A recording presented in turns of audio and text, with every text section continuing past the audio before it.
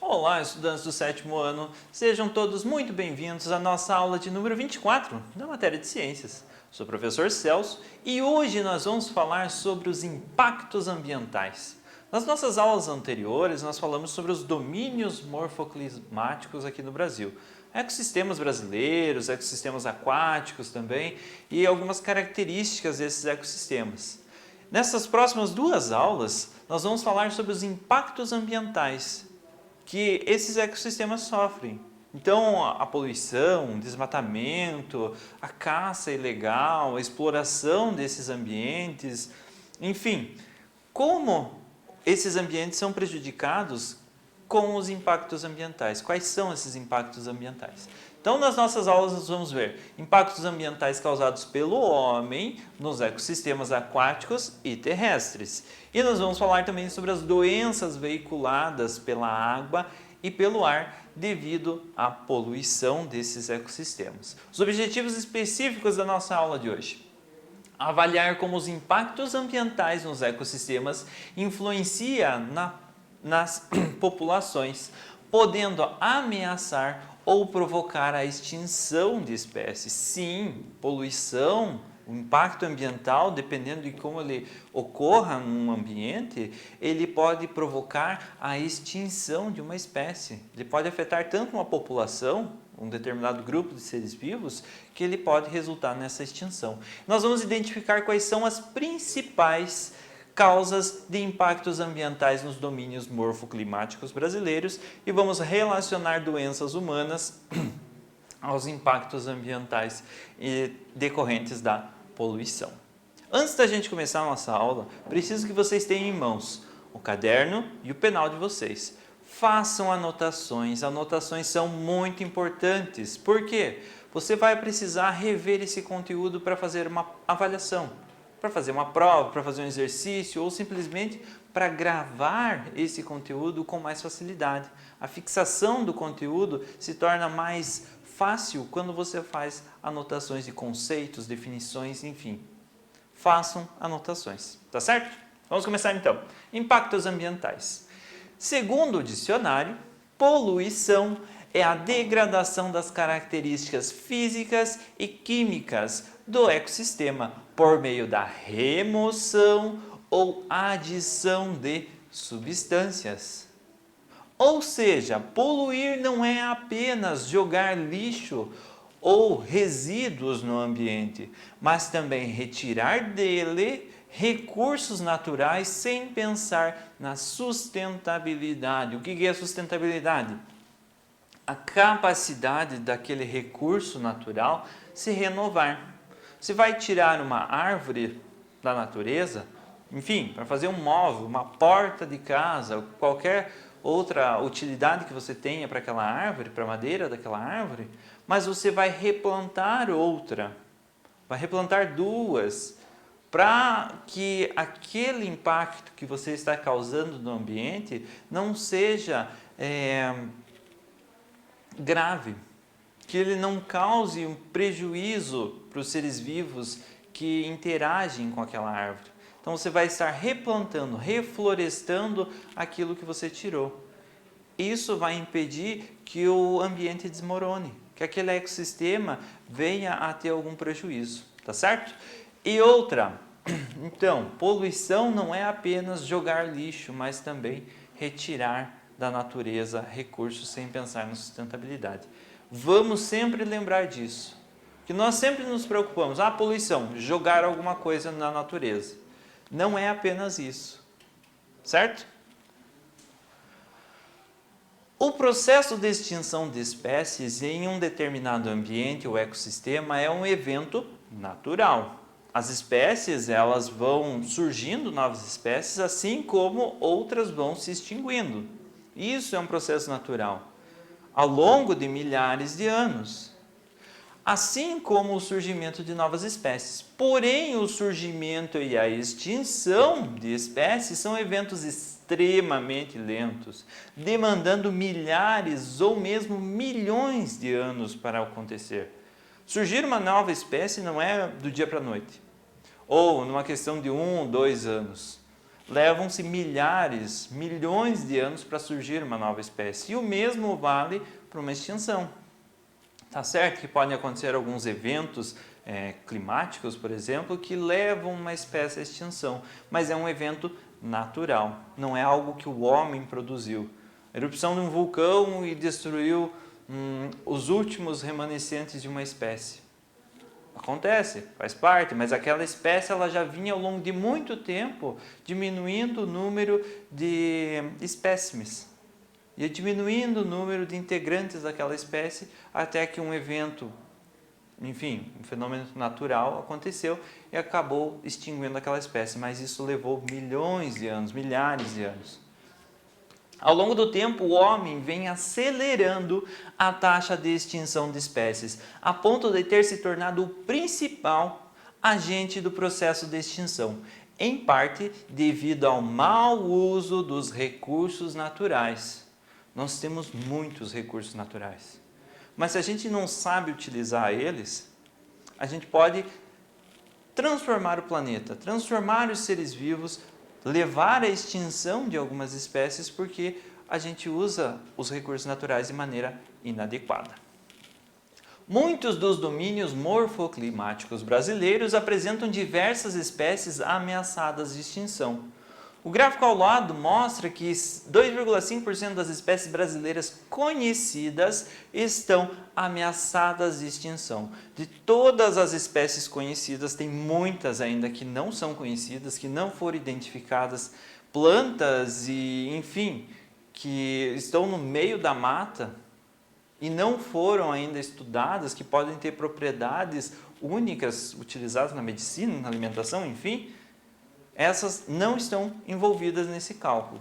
2,5% das espécies conhecidas estão ameaçadas de extinção, a ponto de serem extintas em poucos anos. É aquela representada ali em vermelho, aquela faixinha representada em vermelho no nosso gráfico. E para nós refletirmos um pouco, quais são as principais causas de extinção dos seres vivos nos diferentes domínios morfoclimáticos brasileiros? A caça ilegal, as queimadas que ocorrem de maneira proposital nesses ambientes. Existem queimadas naturais, a gente vai comentar também sobre, mas existem queimadas que são propositais. Vai uma pessoa lá, joga uma bituca de cigarro num dia quente, seco, ou vai uma pessoa e coloca fogo na vegetação, simplesmente para limpar aquela vegetação, matar as árvores, os animais que ele vive, sem se importar com isso, para plantio, ou a poluição com jogada de lixo de maneira inadequada no ambiente. Isso é para nós pensarmos um pouco. A gente vai comentar sobre cada um dos domínios morfoclimáticos e qual a principal causa de poluição neles. Começando com a Mata Atlântica. Mais de 70% da população brasileira e também os grandes polos industriais, petroleiros e portuários do Brasil estão localizados em áreas nas quais anteriormente havia Mata Atlântica. Originalmente, a vegetação da Mata Atlântica ocupava cerca de 16% de todo o território brasileiro. Então, 16% do Brasil todo era Mata Atlântica, estendendo-se do Nordeste ao Sul do país.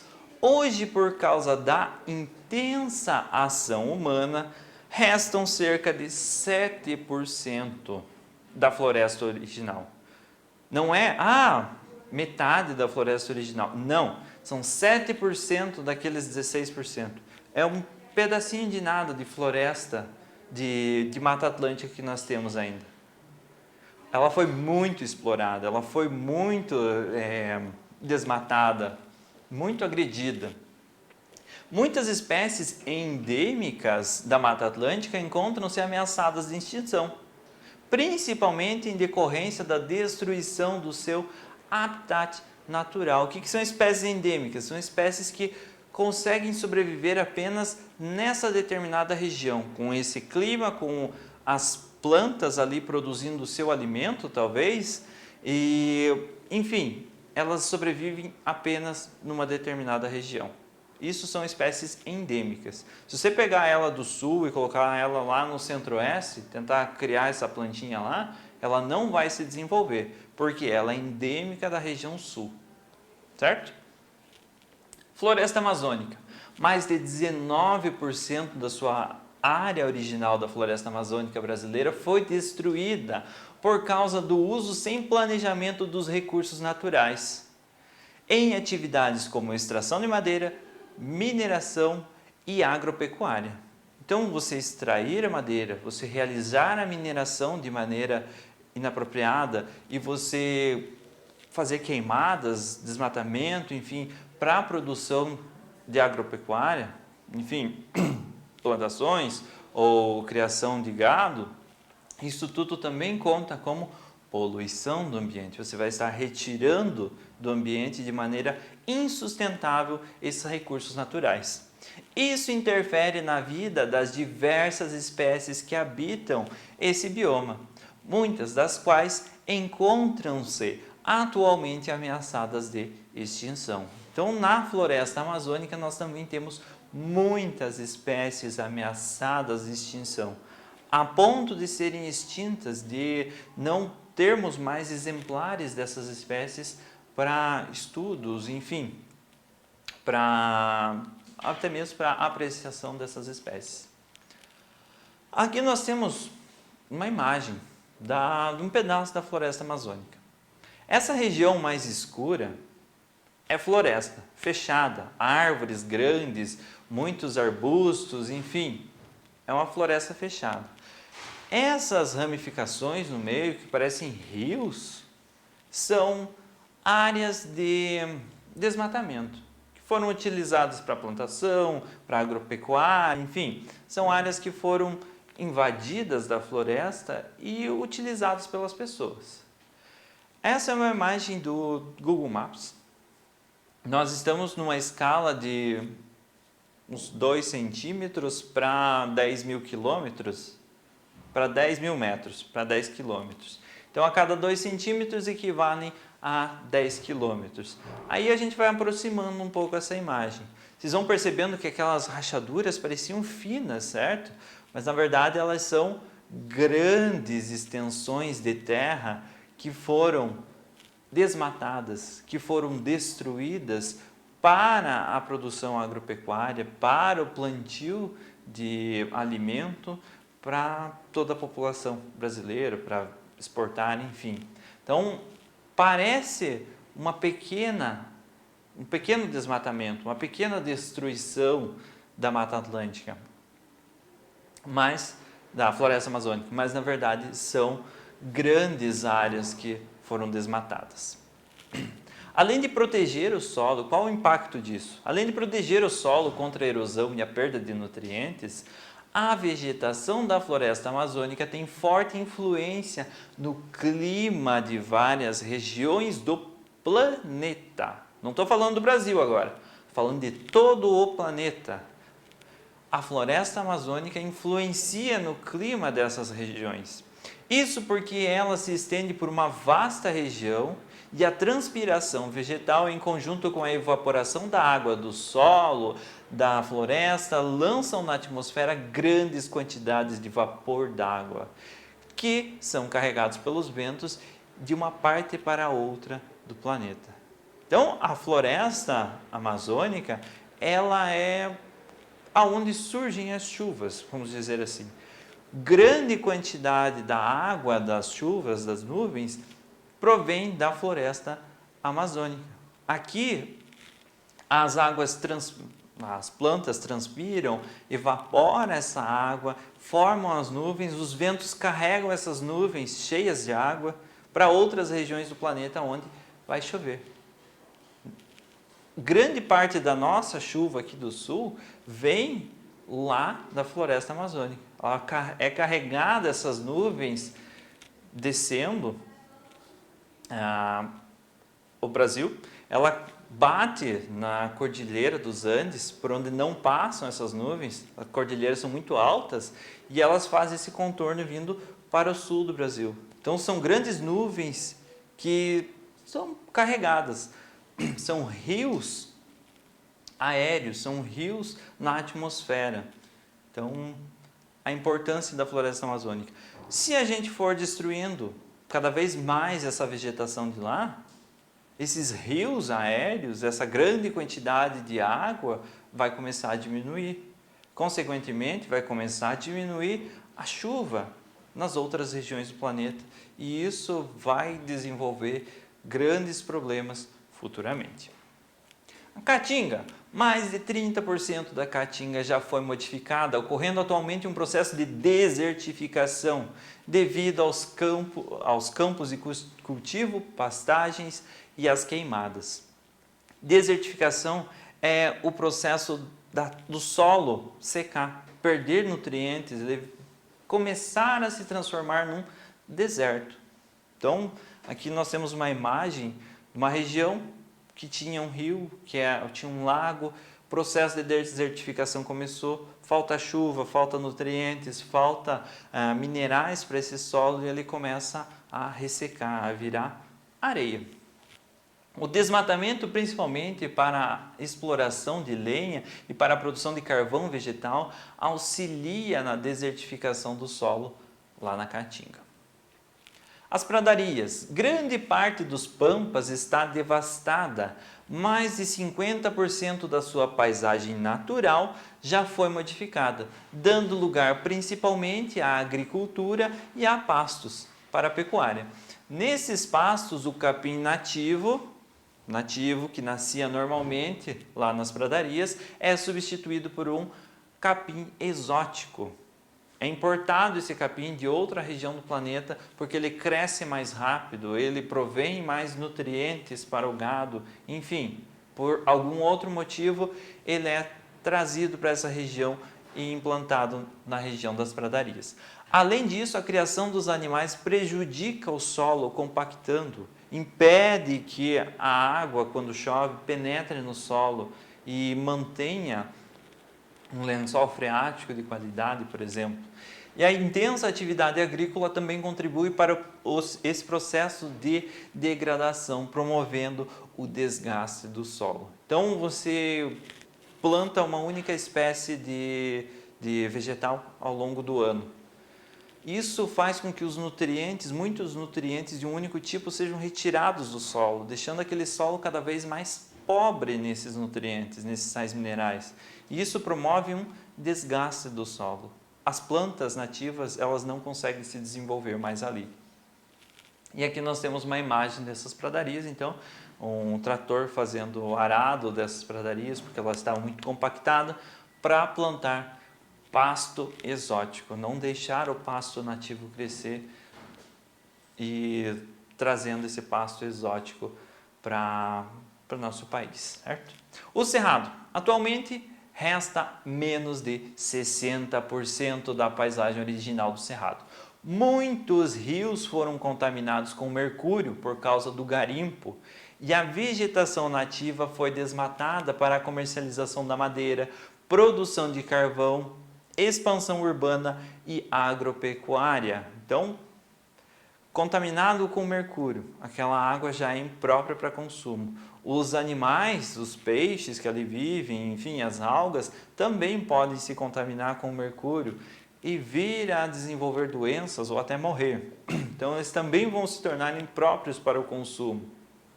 Exploração da madeira, produção de carvão e expansão urbana fazem o desmatamento do que resta do cerrado.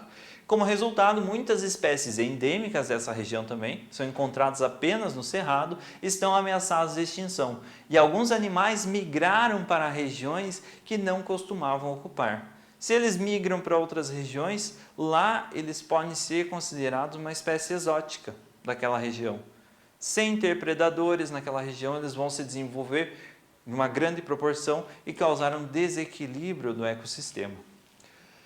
E por fim, o fogo no cerrado é um importante fator ecológico, pois algumas plantas só produzem flores e frutos após eventos de queimadas. Mas atualmente, o fogo está sendo utilizado pelo ser humano como limpeza, para a produção agrícola e o seu uso frequente, ao contrário do natural, pode levar à diminuição da diversidade de espécies e à alteração da vegetação do cerrado.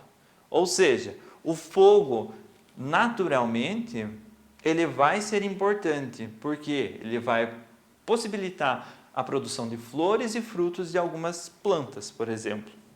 Mas, de maneira não natural, realizado pelo homem, esse fogo vai prejudicar o cerrado, vai diminuir a diversidade de espécies, porque vai matar essas outras espécies. Não vai deixar elas se renovarem. E o objetivo do ser humano é esse: matar essas espécies, limpar a diversidade, essa diversidade de espécies, justamente para plantio ou para expansão de urbanismo. Você construir uma casa, por exemplo, ou delimitar o teu terreno. Pessoal, essa foi a nossa aula de hoje. Alguns impactos ambientais separados ali por domínio morfoclimático. Se vocês tiverem alguma dúvida ainda, retoma o vídeo, assiste ele novamente. A gente não terminou todos os impactos ambientais. Vamos falar na nossa próxima aula sobre a poluição, as doenças que são transmitidas pela água, pelo ar e alguns outros domínios que ficaram faltando. Tá certo, pessoal? Espero que vocês tenham gostado da aula de hoje. Nos vemos na nossa próxima aula.